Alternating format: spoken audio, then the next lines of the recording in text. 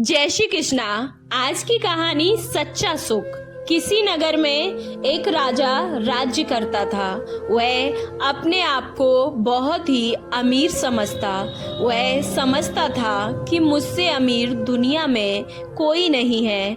मैं इस नगर का सुखी इंसान हूँ। मेरे पास धन दौलत सभी कुछ मेरे पास है। मैं अपने हाथों से बहुत दान करता हूँ। मैं जरूरतमंदों की सहायता करता हूँ। मुझसे ज्यादा दानी नगर में कोई नहीं होगा।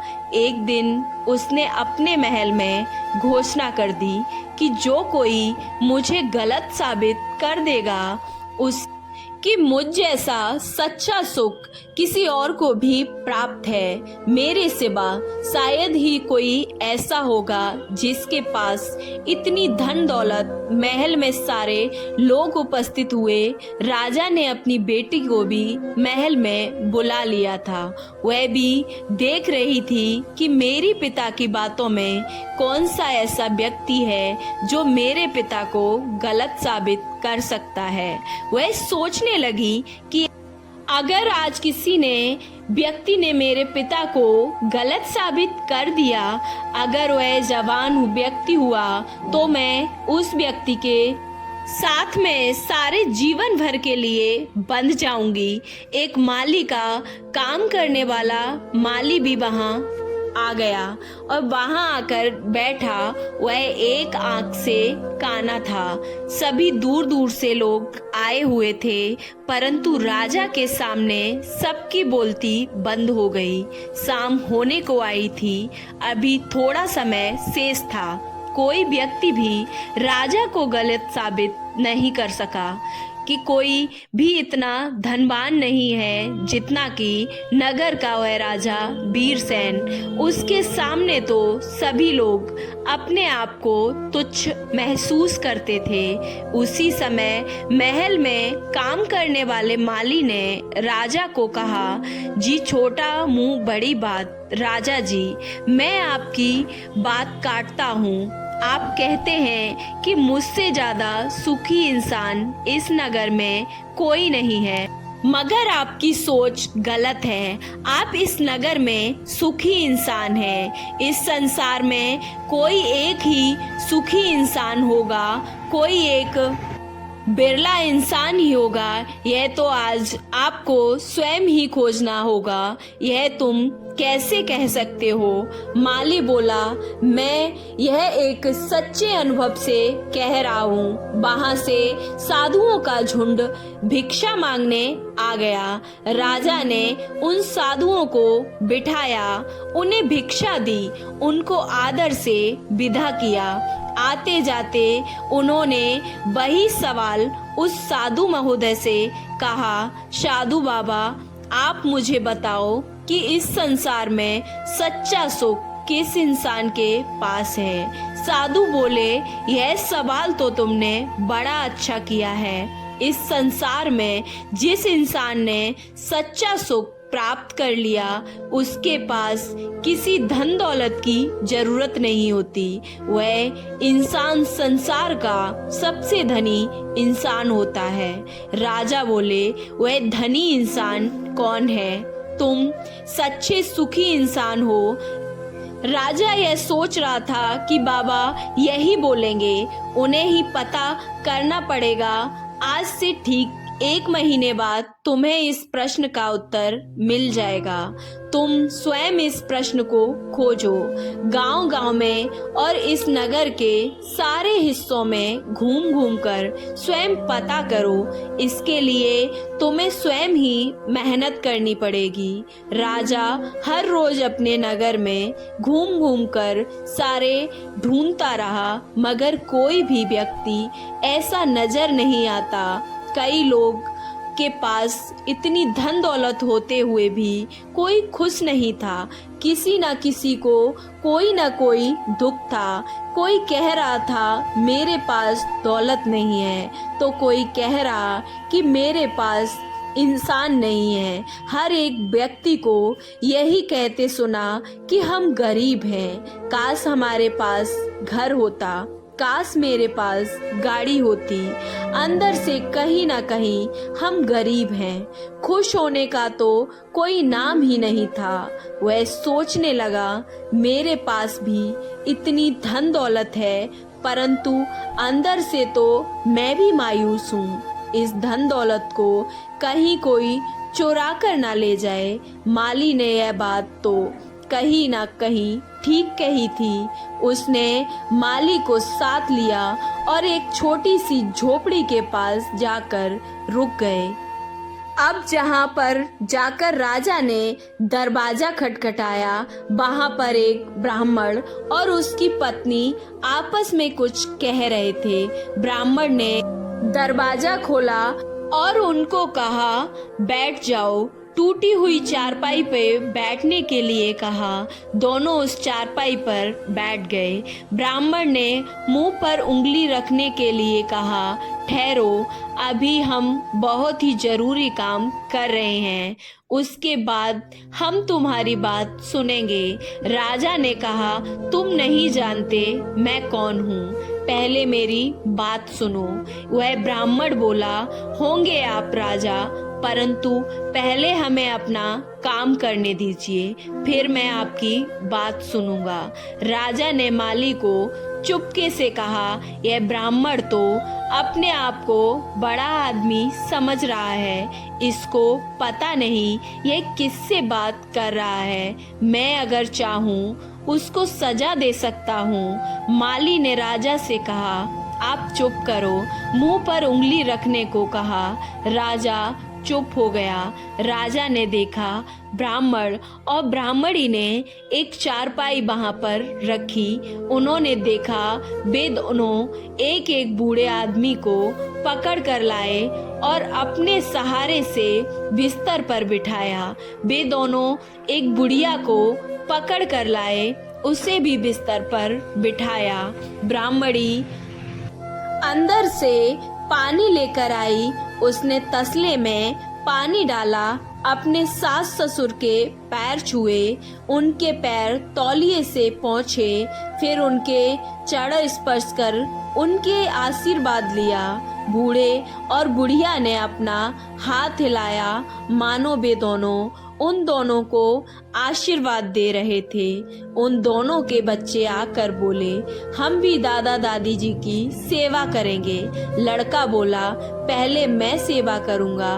लड़की बोली, नहीं, पहले मैं करूंगी। ब्राह्मण और ब्राह्मणी बोले, तुम दोनों ही सेवा करना चाहते हो। टोनी, तुम अपने दादाजी को पंखा झालो, और मुन्नी, तुम प्लेट में गर्म गर्म रोटी रखी है, उसको लाकर अपने दादा दादी को दे दो। तभी ब्राह्मणी ने कहा, आज घर में सब्जी भी नहीं थी, केवल रोटी में नमक लगाया है। ब्राह्मण बोला, कोई बात नहीं, रोटी तो है ना, यह भी बहुत बड़ी बात है। मुन्नी रोटी लेकर आ गई। उसने एक टुकड़ा अपने हाथों से दादा और दादी दोनों को खिलाने लगी। ब्राह्मणी बोली, मैं आज बहुत खुश हूँ, मेरे दोनों बच्चे भी अपने दादा दादी की तरह से सेवा कर रहे हैं। आज तो खाने को एक ही रोटी है, कोई बात नहीं, तुम खुश हो जाओ। आज तो हमारे पास एक रोटी तो है, हम सब इसी में खुश हैं। मेहनत से और अपने बूढ़े माता पिता के आशीर्वाद से हमारे पास सब कुछ प्राप्त है। बस यह सुखी रहें, इनसे बढ़कर सबसे सच्चा सुख हमें कहीं नहीं मिल सकता। इनका आशीर्वाद पाकर हम अपने आप को बहुत ही खुश नसीब समझते हैं। यह दृश्य देखकर राजा की आंखों से आंसू छलक आए। उसको आज समझ में आ गया कि वह सच्चा सुख क्या है। आज तक अपने आप से अनजान था। वह अपने आप को बड़ा ही धन दौलत वाला इंसान समझता था। आज मैं अपने आप को बहुत ही तुच्छ इंसान समझता हूँ। मैं महल में ठाट बाट से रहता हूँ। मैंने कभी अपने बूढ़े माता पिता से यह नहीं पूछा कि तुमने खाना खाया कि नहीं, कभी उनके चरण स्पर्श नहीं किए। आज इन दोनों का ऐसा प्यार, इतना सच्चा इंसान मैंने कभी नहीं देखा। इनके पास केवल एक झोपड़ी है, खाने के लिए भी एक चपाती, वह भी नमक के साथ, और फिर भी कितने प्यार से अपने बूढ़े माँ बाप की सेवा में लगे थे। आज मैंने महसूस किया कि मनुष्य की सच्ची धन दौलत उनके माता पिता और उनके बुजुर्ग हैं। हमें अपने बुजुर्गों का सम्मान करना नहीं भूलना चाहिए। उन बच्चों को जब राजा ने अपने पास बुलाया तो बेटी बोली, मेरे दादा दादी मुझे जान से ज्यादा प्यारे हैं। जब मेरे पास बहुत सारे रुपए होंगे तब मैं अपने दादी जी के दांत का सेट लेकर आऊंगी। उनको खाना खाने में बड़ी मुश्किल होती है। तभी लड़का बोला, मैं तो अपने दादाजी के लिए एक लाठी लेकर आऊंगा, जिससे रात को लाठी लेकर वह चल सके, गिरे नहीं। जब मैं बड़ा हो जाऊंगा तब उनकी लाठी मैं खुद बनूंगा। यह सुनकर राजा अपना सामुंग लेकर वहां से चला गया। राजा उनके सामने अपने आप को बहुत ही तुच्छ महसूस कर रहा था। वह तो कभी भी नहीं उनकी सेवा कर सका। घर आकर राजा ने खुद अपने बूढ़े माता पिता के पास जाकर उनके चरण स्पर्श किए और नौकरों को कहा, आज से मेरे माता पिता की सेवा तुम नहीं करोगे। मेरी जिंदगी की जो चंद सांसें बची हैं, मैं अपने बूढ़े माता पिता की सेवा में लगाऊंगा। आज से इनकी सेवा मुझे खुद करनी है और उसकी सुखद अनुभूति भी लेनी है। वह जीवन में मुझे कभी भी नहीं मिली। आज मानो दुनिया की सच्ची दौलत हासिल कर ली है। उसने माली को बुलाया, तुमने मुझे सच ही कहा। उसने अपनी बेटी को बताया कि वह माली सच ही कहता था। तुम भी अपने दादा दादी की सेवा करो।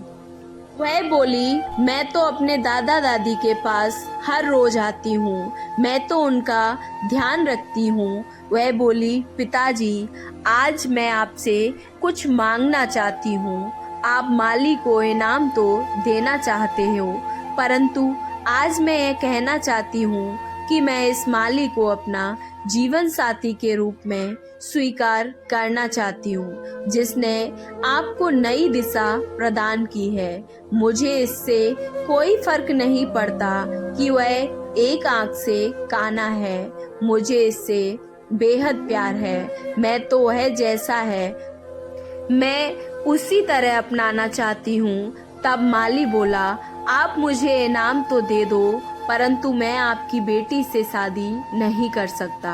भला मैं तुम्हारी क्या सेवा कर सकता हूँ? मैं तो काना हूँ, मेरी यह एक आँख नहीं है। तुम अगर मुझे एक आँख से स्वीकार करोगी तब तो ठीक है। मैं इस दूसरी आँख को लगवाना नहीं चाहता, क्योंकि मुझे यह किसी की याद दिलाता है।